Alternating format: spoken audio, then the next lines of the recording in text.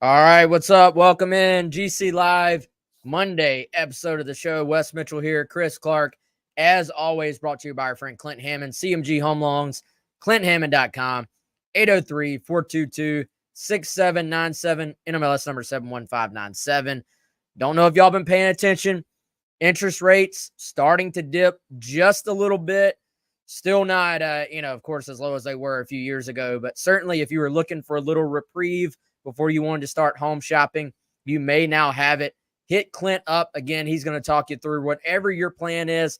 He's going to help you through all the little intricacies of what that may look like, and you may actually be way closer to home ownership than you realize. So, again, hit up Clint, 803-422-6797. He's going to come up with a custom plan to get you to home ownership. Of course, the topic today, South Carolina's blowout win of Akron, 50-7, Williams-Brice Stadium, Parents Weekend, big crowd. And Chris, we're kind of now having the conversation I think a lot of people thought and hoped we would be having after ODU. If you remember, lots of newcomers on this team, lots of guys South Carolina was excited about, lots of hype about, of course, the quarterback position too, with Lenora Sellers taking over. And, as we talked about, it just didn't quite go the way we all expected. Now you're sitting here facing an Akron team that, frankly, not a great football team, but credit to the Gamecocks, taking care of business, bouncing back from that LSU loss, and really just doing what they were supposed to do against a team coming in that really there's not many like this on the schedule, man. There's really not. So to just take care of it, get some backups in, get some backup to the backups in, I thought you had to say it was a pretty successful night at Williams-Brice Stadium. Well, it was. And Wes, we were kind of joking about this after the game, man, but with the exception of it was a night game, so a few folks had enjoyed some refreshments throughout the day. Maybe that helped them formulate these opinions, but with the exception of a few people in Williams-Brice that were upset about Akron getting 4 yards on a run at one point or another, or not being up 60-0 in the second quarter, as one gentleman close to me mentioned. I think most people are pretty happy with this, right? And look, man, the most important thing of most importance after the game, you love to see a score where it's 50-7, you win comfortably, you don't pull away even in the fourth quarter. Like in the third quarter, you're in control of the game. You're up by 2 scores at halftime. You know you got a little bit more work to do, but pretty quickly in the third quarter, you feel like you've salted this one away, and you're generally in control the entire game. The score is nice, Wes. It looks better than 29-7, right? Like it looks dominant. But the bigger thing, man, is you look up and down the snap count, not a lot of people played a lot of snaps in this game. Your DBs, your linebackers, your defensive line, your starters, they're playing 30 snaps, some 20 snaps. You got to get a lot of guys in. You got to have moments like we saw with Davis Bevel getting into the game, the emotions of that. You got to see, Rondarius Porter get a sack in the game and be rewarded with things like that. We got to see some running backs finally. Cool stuff like that. And that helps you stay fresh. Like you said, not many of these on the schedule. You did get to empty the bench a little bit at the end of the Kentucky game, but there's not many opportunities, Wes, for the Gamecocks to have a game like that. But in order to get to that point, you got to take care of business and take care of business early. And that's generally what South Carolina did in this game. Yeah, they did. And worth mentioning as well, this is with your backup quarterback. This is without RB1 for really most of the game. He had 1 carry. And this is also without, arguably your best receiver. Now, we're going to talk about that position, a couple of other guys emerging. We know Mazia Bennett's been good all year long, but, it's kind of one of those things. Dow Loggins, who has been, I would say, pretty open about, hey, these wide receivers, we're still waiting on guys to emerge. He had some really positive things to say about Jared Brown recently. We started to see him make some plays, and then, of course, he gets hurt late in the first half, right along the same time that Sellers did. Missed this week. So as we look ahead to Ole Miss, eventually that's going to be a big part of the topic of conversation. Can South Carolina get, of course, Sellers, Rocket, and Jared Brown back to 100%? Probably a conversation for another day. But for this conversation, that meant having some other guys in the game and still being able to take care of business. I think you got to start with Robbie Ashford, a guy who everybody knows his story to an extent. Started his career at Oregon, was the two-sport guy, wanted to be a quarterback and a college baseball player. Then he went to Auburn, where he actually did have, some level of success. This is not a guy who's been a lifetime backup. Like, he played at Auburn, started some games, had some big wins, but obviously came here knowing he was going to have to fight for a starting spot. Did not win the starting spot, Chris, but by all indications, man, has just handled this thing like a professional. And I think there's a couple of different ways we can take this part of the conversation. I want to even dive in a little bit more to just even the decision to bring him in. But let's start with Saturday specifically. And I thought it was really a great job by Robbie and a great job by Dow Loggins and that offensive staff. Like, they clearly went back to the drawing board, did some things that I'm sure were already in the scheme, in the playbook to an extent, but it really felt like they built this thing around concepts that he was comfortable with, got a little bit more diverse in the running game, hit some of those things early. And then, I know if you look at the stats, you're not going to say, oh, they threw the ball down the field all night. I thought they did do a pretty good job, though, of opening things up enough, throwing the vertical passes. Some of them, you look at it, they show up in the stats as maybe an offensive PI, or one of the downfield throws got wiped out by a penalty. But for the most part, I think they did enough in terms of just not letting this be a run the ball 90% of the time game. They moved the ball around a little bit. You saw the short passing game, the RPO stuff, but they also got vertical enough. And he made some throws. He really did. Sat in there, made some downfield throws. And to me, that was the difference in being like maybe a grinded out, like 31-7 type game versus being able to extend it out and really just blow them out. Yeah, I mean, look, on one hand, Wes, you can go, guys, y'all are silly for talking about this. It's Akron, right? Like everything we're talking about is in the context of it's Akron. We know that. But they put up 550 yards, Wes. And you're playing most of the game without your starting running back, with Rocket Sanders going down. You're playing without your starting quarterback. You're playing without a guy in Jared Brown who's been a starting receiver, right? So it's not like you're completely at full strength, and they still did what they did. And it was, I thought, a good game plan. It was good execution. Robbie gave South Carolina exactly what they needed, right? They did have the muffed exchange, right, on the 4th and 1 play that Shane Beamer voiced his displeasure with at the time and after the game. But other than that, Robbie took care of the ball. Dude, how much is I was just thinking about this literally while you were talking. How much are folks in Auburn going, we might could use young Robbie Ashford right about now, especially with how that quarterback situation's gone down there. Interesting thought, right? And the way that South Carolina has handled Ashford in this quarterback room, juxtapose that with Auburn, they got some problems there. But nonetheless, Robbie gave them what they needed. Moved the chain some with runs, was able to escape, made some big runs. And you alluded to it, Wes, I was impressed by the throws down the field. He had the one to Mazio Bennett on the post that was well thrown, well placed, well read. I thought his best throw of the night was the corner to Gage Larvinan, put it, in between some defenders. There were guys around, and he dropped it right in there. So a good night for Robbie Ashford, and I think really illustrated his value and why South Carolina wanted to bring him in from the portal and why he was an important acquisition when something like this happens and you don't have your starter.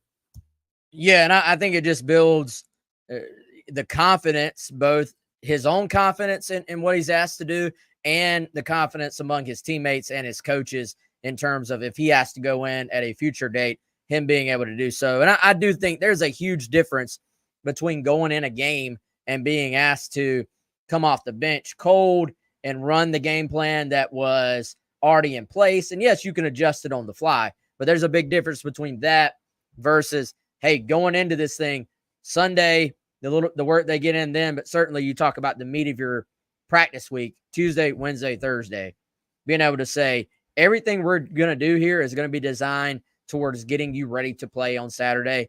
And, you know, I tend to think internally that unless Sellers just made a huge jump forward, this was always going to be the most likely outcome, and that they were planning for that all week long was Ashford getting the start.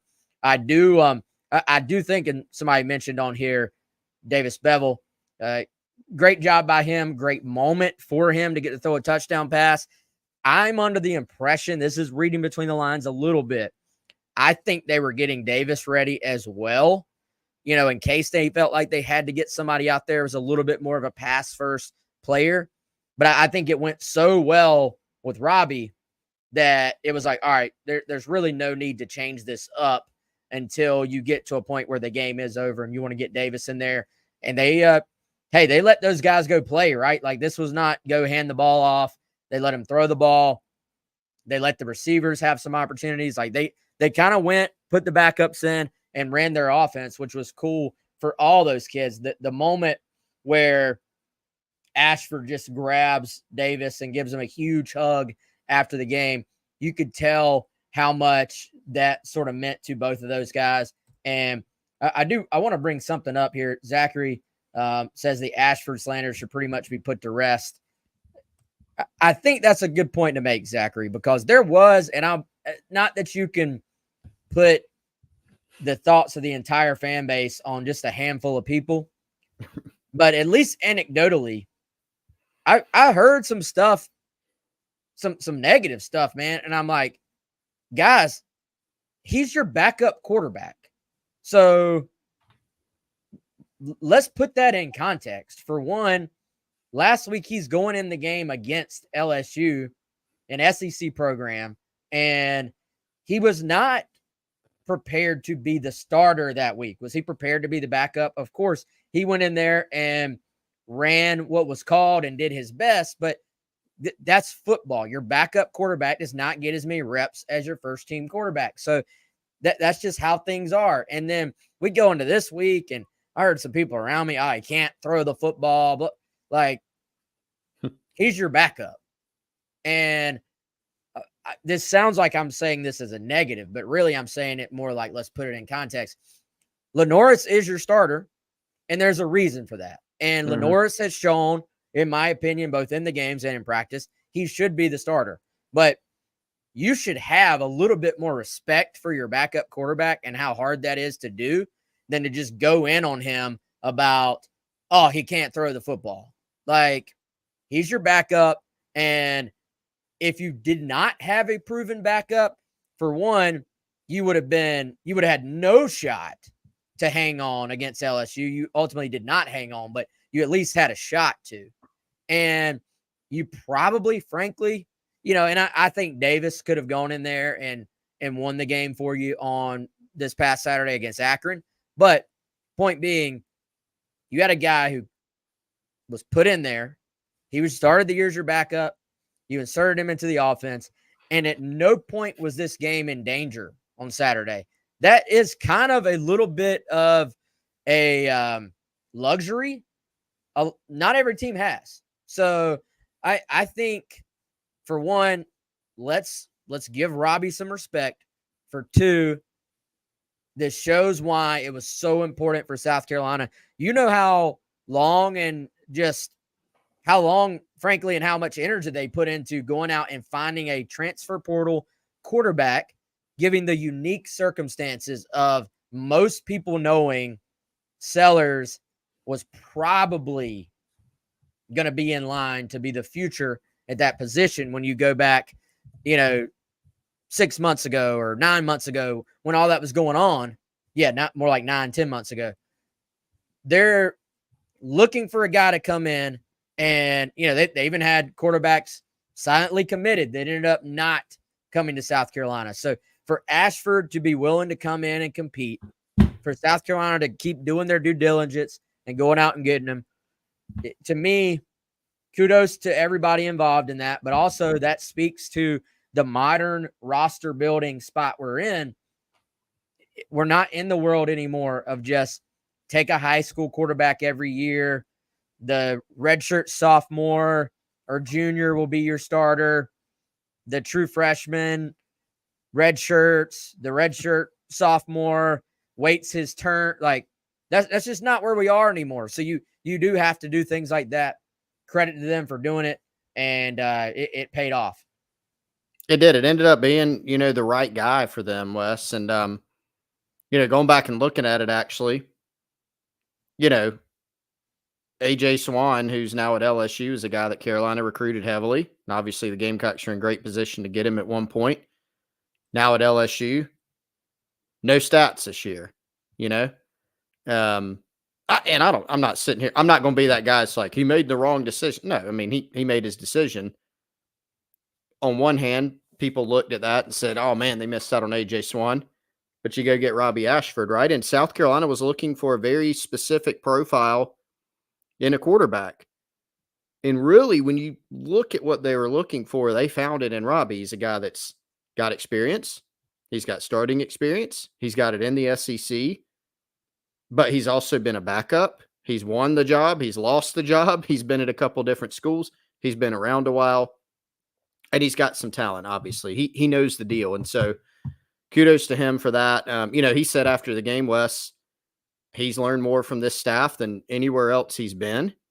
So I think a lot of people maybe were judging Robbie off a couple things. Number one, they've looked at his stats or watched some YouTube, which I do too, by the way, from his stuff at Auburn or even at Oregon. Then saw a half of the LSU game, and then you kind of have an opinion, and that might be he can't throw or he can't do this or he can't do that. But I do think, maybe leave some room for the fact that even though Ashford has been around for a while, maybe he's gotten a little bit better too, or maybe he even got better from the LSU game to this week with a full week of practice. So I think you can leave those openings there, but really important pickup for them. Happy for him, obviously, being able to do what he did, and a valuable part of the roster for sure. Yeah, and it's all about, to me as well, setting those accurate expectations. And, it's Akron, but he went, they put together a great game plan for him, and he went out there and executed it, which I think is important for a number of reasons. They, Travis Edwards mentions Sean Elliott on here in the chat room here. And I do think it was a pretty diverse game plan in terms of the amount of different run looks that they gave Akron to deal with. Then you tack on RPOs, then you tack on the ability to throw the football down the field some. And, Carolina just stayed on the field. They converted some fourth downs, but the reason they were even able to go for it on fourth down was because they did well enough on the first three downs in all those scenarios where they were in fourth and short situations, which obviously is very, very different than being in fourth and long. And so I thought there were some cool designs in this thing. Again, I loved the throw to Juju McDowell, which the throw itself was just a little, swing pass into the flat. But Carolina had so much just window dressing going on that thing that it really messed up Akron in terms of their man coverage responsibilities, resulted in a sort of walk-in touchdown for Juju. And something I wrote about that I think it just went up on the site, Chris. Are we as a society, are we as a Gamecock society, are we still underestimating our guy Juju a little bit? Like, are we still not quite high enough on what this kid brings to this team? And, when the depth chart comes out, we're like, oh, Juju listed as co-backup with Oscar Attaway. And we're like, that caught us by surprise a little bit, but then we're going, well, maybe that's on us. Like, maybe we should have expected that. And then, even then, I'm like, but he is a gadget player. He's not like a carry the football 20 times running back. That still may be true, but I think we are seeing them find some different ways to use him. It has been successful, and I thought Carolina offensively did a really good job of getting guys to the edge against Akron. That's something where Akron probably looks at their film and say, we did not set the edge at all defensively. But Carolina from their side is saying, hey, we're blocking this thing up. We're fast enough to get to the perimeter. And Juju, this dude, he's going to break a return this season. Like, that's going to happen. He's out there breaking tackles on the return. He is fearless in the punt return game. Like, he has guys just bearing down on him, fearless catching the ball. And then he's out there running 40 yards downfield, trying to block somebody for his quarterback on one of those QB runs. He's involved in other special teams. He's hitting people just for the heck of it sometimes. Like, I think when Beamer says, hey, we're a better football team when this guy's on the field, some of it is he is an energy bringer. Like, we see that the little bit of time we get out there and practice. And, man, he's out there just pushing everybody. I think he has a unique, customized handshake for every other player on the team. And you need guys like that. So I still don't know if Juju's ever going to touch the ball 20 times in a game, but you got to love what Zero brings to this offense. Yeah, well, you do feel like when he does touch the ball, you're interested. What's going to happen here? Whether it's in the return game, whether it's catching the ball out of the backfield. He's so good, Wes, when he catches the ball out of the backfield on the perimeter. Good things seem to happen, right? One of the commenters here pointed out really good in the outside zone run game. So you kind of think about this thing.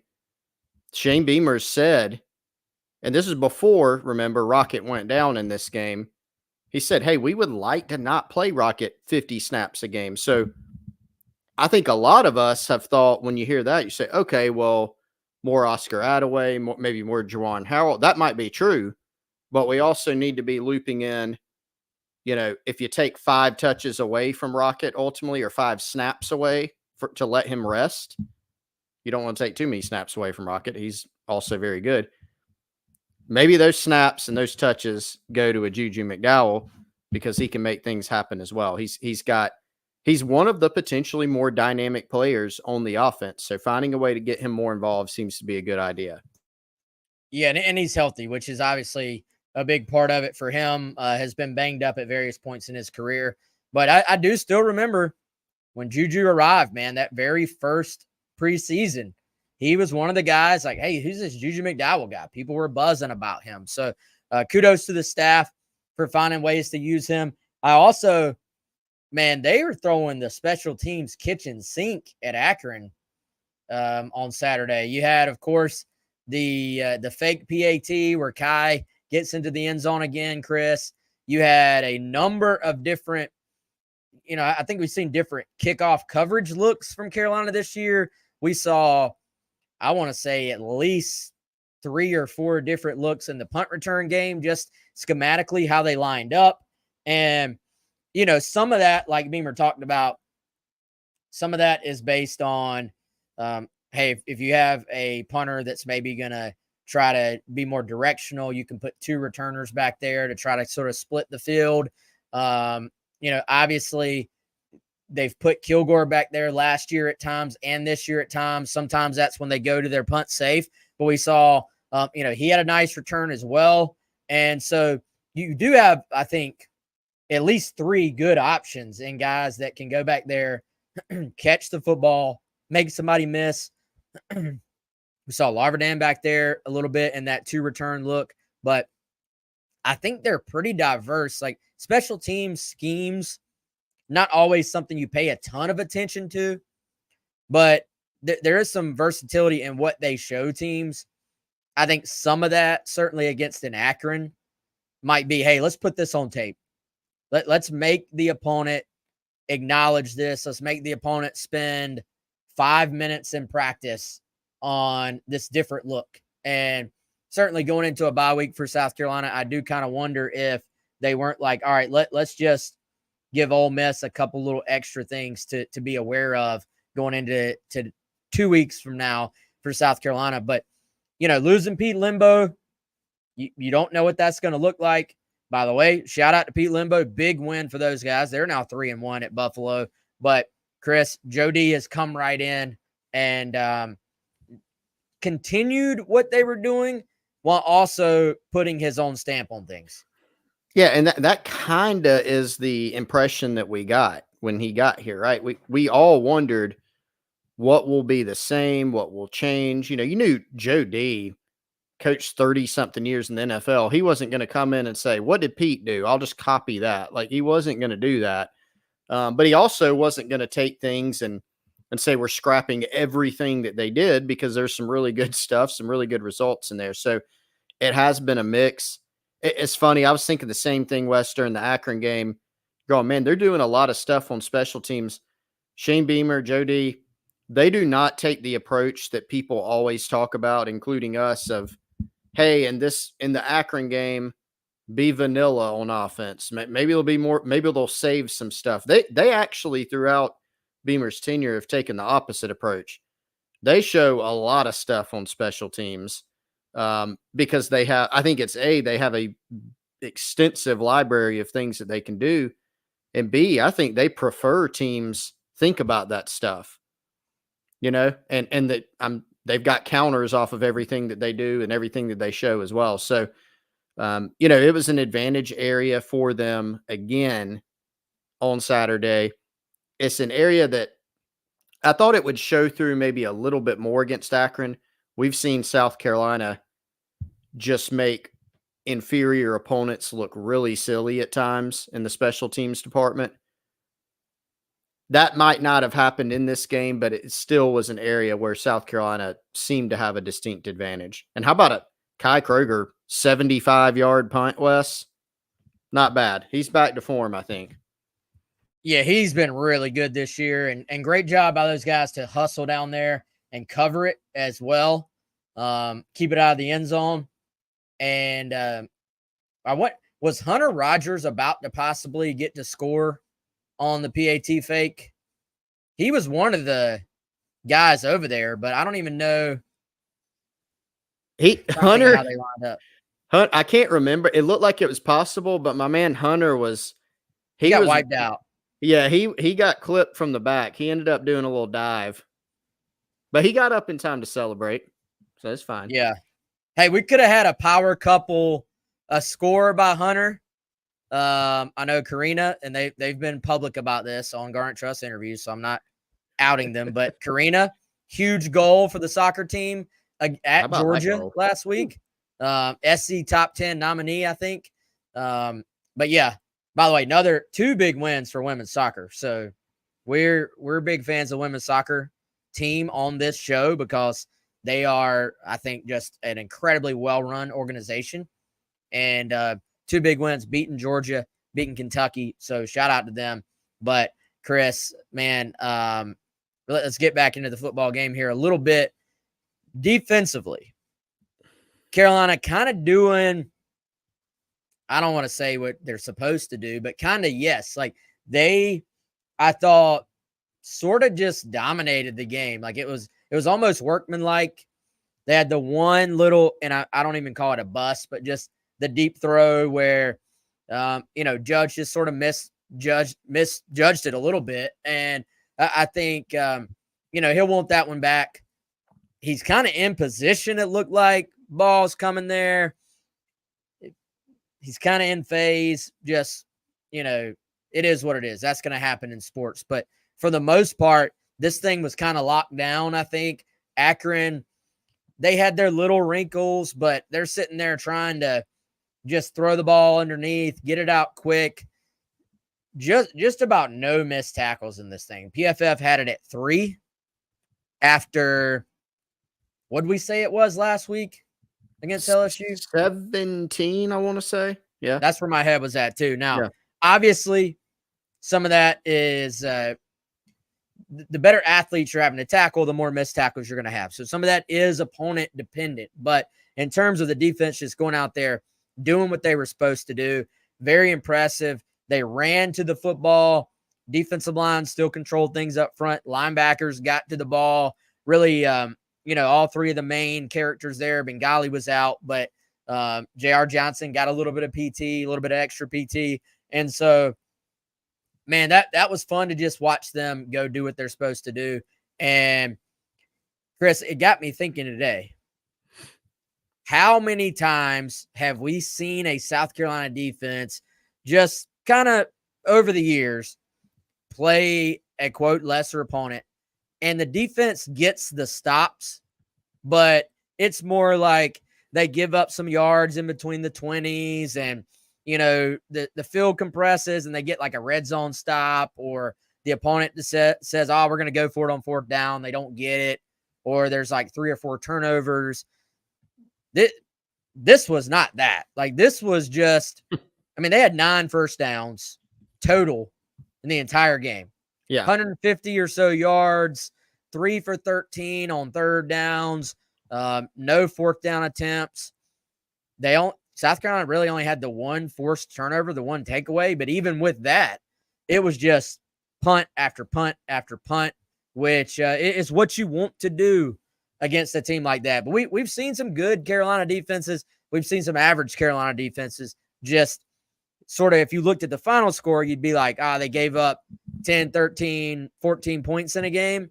But if you watch the game, it was a little bit different.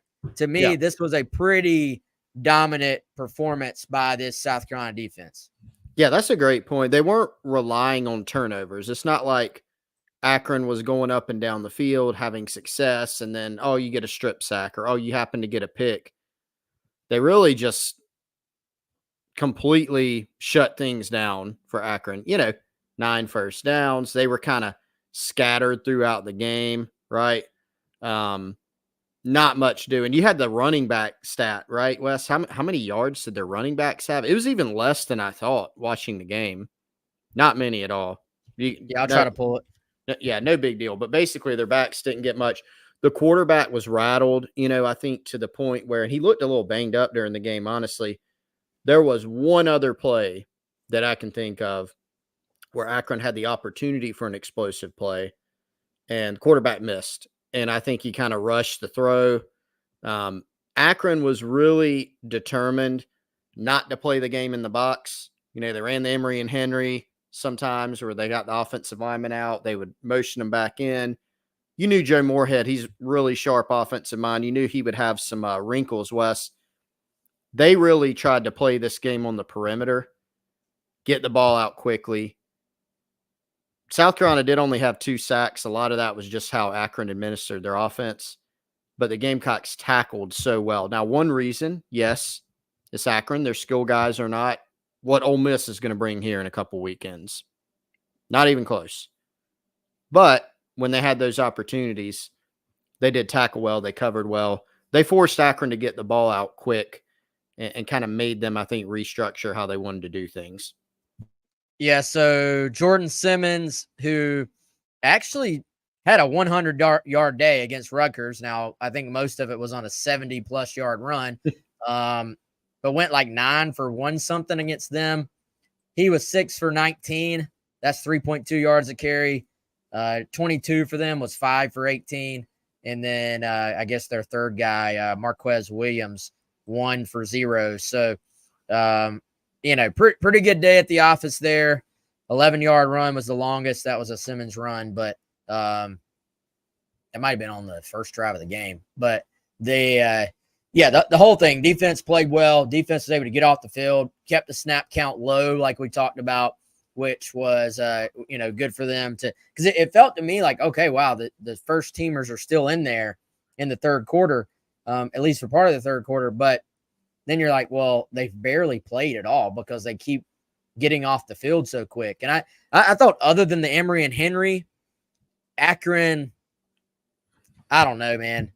Maybe there's only so many wrinkles you can throw at somebody. Like, ultimately, there just was not much they could do on offense. And the first time they tried to go to the Emory and Henry, it got absolutely blown to smithereens, I think. They ran a little, wasn't it like a little off, well, I would say off tackle, more like an off guard play. And the Emory and Henry, yeah, it got blown up. And I don't know. I love the Emory and Henry because it's a Spurrier throwback. And he stole it from Emory and Henry. And that's why I think he named it sort of after them. But that may be dead wrong, y'all. But I know Spurrier used to randomly throw the Emory and Henry out there. And that's just, and you see different teams do different variations of it. But for the most part, it's you leave your center and your two guards in their normal spot, and then you split out the tackles and you force the defense to decide, wait, are we going to split all the way out there, or are we going to keep our people in the box? And I feel like if you do it with some tempo and a team has not prepared for it, you can catch them off guard a little bit. But in this sense, dude, if you're doing that, let's say to a Kyle Kennard, and he doesn't split out, like you have Kennard and Dylan Stewart who have shown they can get to the quarterback as fast as anybody. You're basically telling them, hey, we're going to shorten the length from Kyle Kennard to the quarterback. Yeah. Yeah.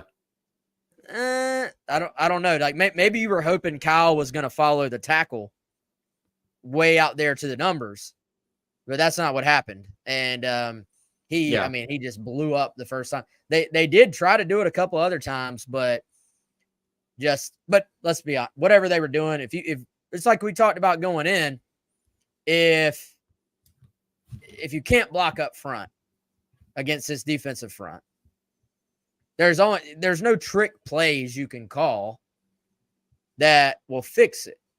Yeah. Like I still think we as football fans, just in general, sometimes think, oh man, we got to get a creative offensive coordinator to fix this.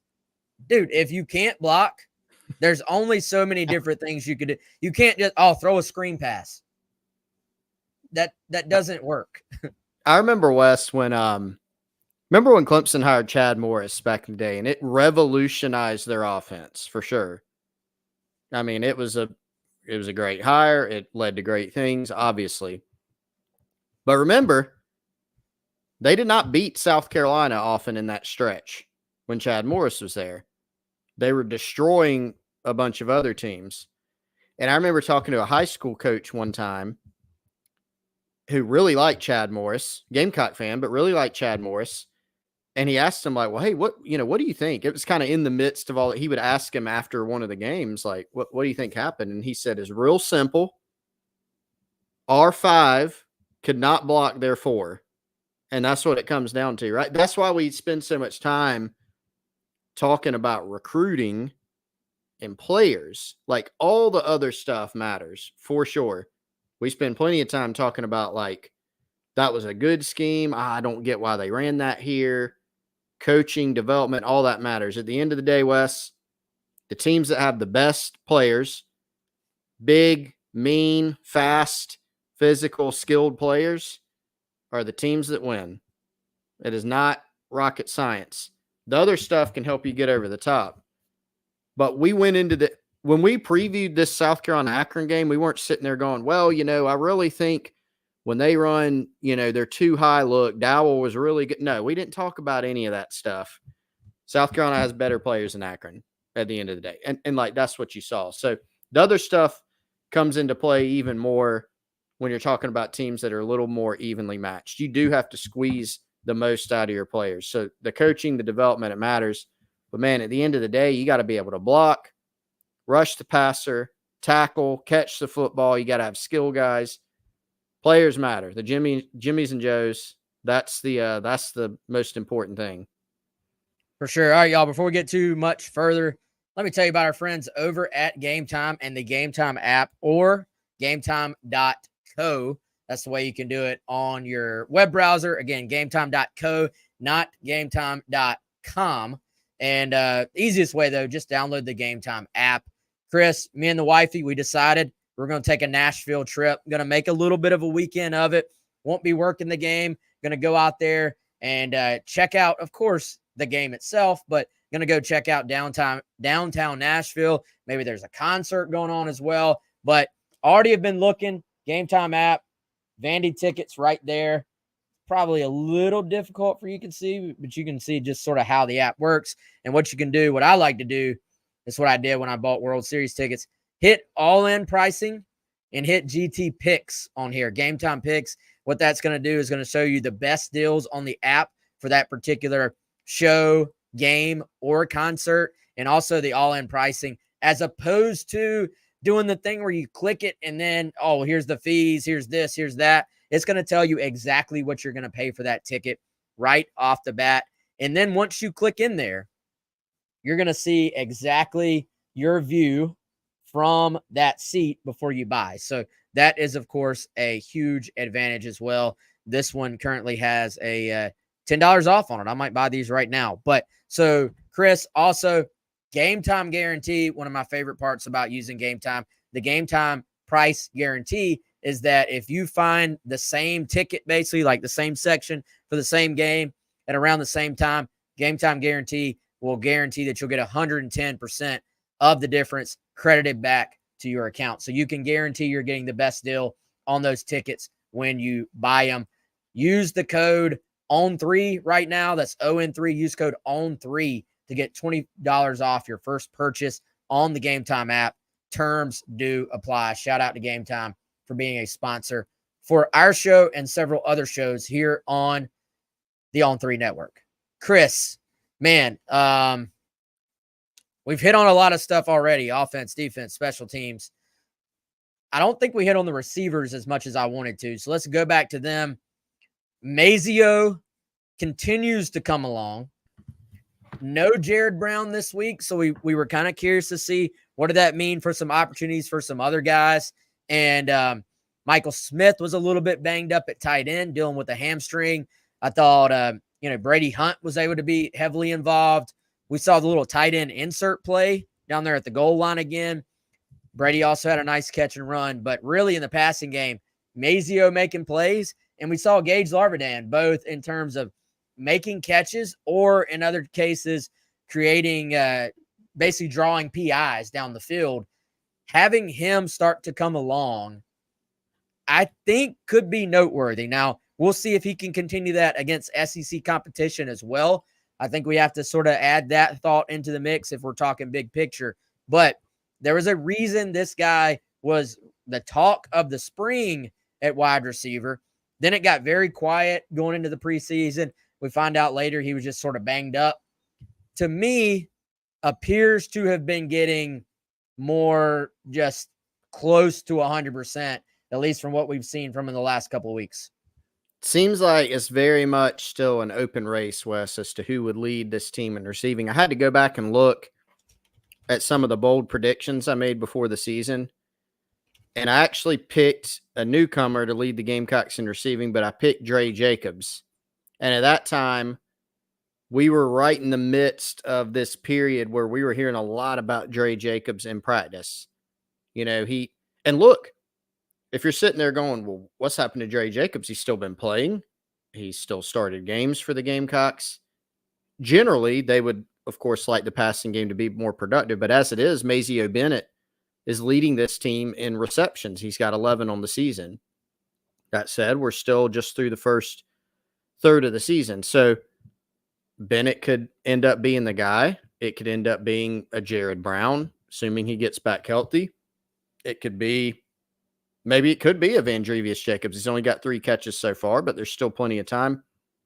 But Gage Larvidan's an interesting one, Wes, because, he's smooth. He can run. He's got a downfield presence about it. He's not the biggest guy in the world, but he kind of knows how to use his body to play a little bit bigger than he actually is. Runs good routes. Interesting. I think he's obviously been held back by not being 100%. Look fine. Look fine against Akron. And so if he can emerge and continue to push for more snaps, I know Jared Brown was out in this game. Could that lead to more combinations? Could it lead to more playing time? Could it lead to more balls his way? And could it help this passing game get a little bit better as the weeks go on? Yeah, I think that remains the $1 million question is, can you keep getting a little bit more out of that? And, even you said Mazio's at 11. Yep. I mean, and so we're 4 games in at this point, which is hard. I mean, very hard to believe. So if you were to say, all right, if he does the exact same the rest of the way, you're talking about your leading receiver having 32 catches this regular season. So that's you probably want it to ultimately be a little bit bigger number than that if you're going to get what you want out of this passing game. And I think you do still have several guys. Like if you told me, like nobody's run away with it to where if you told me Mazio was the leading receiver at the end of the year, I'd be like, okay, makes sense. If you told me Jared Brown, if you told me Gage just kind of gets hot and becomes that guy, I'd believe you. If you told me Dre Jacobs takes off, I'd believe you. I'm still waiting on Delvon Campbell. He had a shot at the ball that he bobbled and dropped. I still think with his size, we saw a little bit of his speed. Still think he's a guy that could maybe come along. So I think that's going to be a week-to-week thing. We'll see what that looks like by the end of the year. And, we'll see what happens there, Chris. Hey, despite being Akron, big weekend, it felt like, for Gamecock recruiting. Maybe not in the sheer number of guys that were in. We saw a huge number of prospects in for the LSU game. But you look at continuing to get a local guy like Dutch Forks, Josh Smith, who has become a target here recently, a linebacker, somebody who I think they're probably in pretty good shape with the new offer there. Ole Miss has also offered, but a guy that Gamecock fans were pretty excited about the possibility of landing in the first place. We're very probably down about losing him to Florida State. Malik Clark from Rock Hill High School coming in and making it to campus. Didn't hide it, put it on Twitter. Hey, I'm coming to town this weekend. And I'm sure the Gamecocks made sure to let him know how much he was wanted in Columbia while he was on campus. That was a big one, Wes. Still heavily monitoring that one. You had wide receiver Jordan Gidron from Ridgeview, a local product, 2026 class, 4-star receiver, major priority, been on campus several times. He was back. Another one, Wes, that I've got my eyes on, not this class, in-state guy, 2026, Jalen McGill from the upstate. Markwell Blackwell, South Carolina's running backs coach, went and scouted him on Friday, the day before the game. And McGill has now been to campus a couple times already this season for games. So seems to be a big priority for the staff. After a few months where you were sitting there going, I don't know, is South Carolina really in the game with him? What's the deal? I think at one point he had said that UNC and Tennessee were ahead for him. Seems like Carolina regaining some traction there. So had some younger guys on campus as well, and then obviously had some guys from, as you outlined, from the 2025 class that were of interest. Mike Tyler, the LSU commitment at tight end from Hammond School, was another from the senior class. So kind of quietly, some pretty significant targets who were on campus. Yeah, so something to keep an eye on with all those guys. And, certainly Florida State starting out in a way that if you're South Carolina, you probably feel like you can make a move there, because there was a lot of talk this offseason about, hey, South Carolina was down last year, 5-7, and Florida State was undefeated in the regular season. And those things kind of go out the door a little bit with the way those two programs have started their season. So I think that's something to keep an eye on. And like you said, man, Jalen McGill, like that, I was sitting there wondering what was going on, because I think that's a really good football player. And, there are some guys in the state for 2026. Like, you got to really like this class. They've gotten a bunch of them on campus already. A lot of times, like, sort of, if you start to count, I think when we look at some of the guys on this roster right now, Chris, go back and look at how many times the staff was able to get them on campus early on in their recruitment. Those are the guys South Carolina has proven under Beamer to be really tough to beat on. And, you look at the highly recruited offensive linemen that they've been able to land. Those guys, it's because they're on campus 10, 12, 15 times sometimes. So, like Josiah Thompson, Cam Pringle. By the way, did you notice Cam got in there on Saturday, made his South Carolina debut? Blake Happy Franks for too. him. Yep. A couple of great kids, man. So happy for those guys. And, but yeah, recruiting, I feel like it was a little bit quiet if you're following recruiting there for a couple months. Dead period, obviously, in August, but starting to take off again. So we'll keep an eye on all those guys moving forward. Ben says flip watch. Yeah, I think there's some flip watches out there, some guys to keep an eye on as far as that is concerned. But all right, y'all, I think that's all I got. Chris, you got anything else, man? Nah, man, all good. All right, so we'll let y'all know on the plan the rest of the week. Obviously, bye week. We don't want to get too far ahead of ourselves on Ole Miss. Plenty to talk about with Ole Miss next week.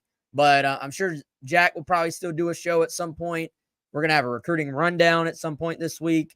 And maybe Chris and I will hop on here for one other show as well. But for now, that's going to do it. Shout out to all of our sponsors. And shout out to all of you for joining us here on our Monday reaction edition of GC Live, brought to you, as always, by our friend Clint Hammond of CMG Home Loans. All right, y'all. You have a great Monday. For Chris, I'm Wes.